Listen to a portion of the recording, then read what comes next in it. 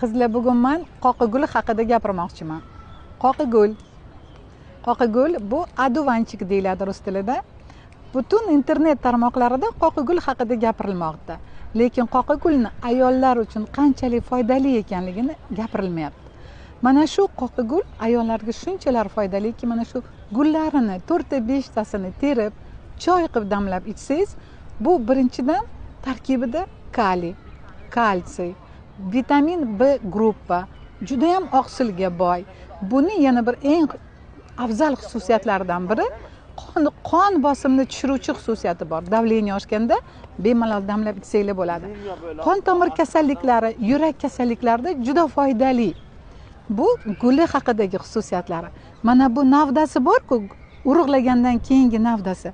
Mana shu navdasi juda ham shirin va mazalik. Buni to'g'rab qaynatib ichsanglar, kofe va kakaoga o'xshagan maza beradi.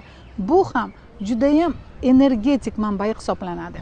Endi qoqigulni barglari haqida gapirmoqchiman. Barglari ayollarga qanchalik foydali? Bu o't haydovchi xususiyati bor. Bu muhim kletchatka manbai. Ayollarda o't qanchalik yaxshi chiqsa, ularning icheklari shunchalik yaxshi ishlaydi, qabziyat bo'lmaydi, terilari toza bo'ladi. Va yana eng muhim xususiyatlaridan bittasi probiotik vazifasini bajaradi.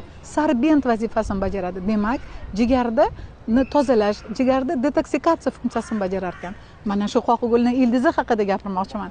Ildizini muntazam yeb, ichib yurgan odamlarda rak kasalliklari bo'lmaydi. Rak kasalliklari, bo'g'im kasalliklari bo'lmaydi. Agar bor bo'lsa, ularni davolashda muhim rol o'ynaydi.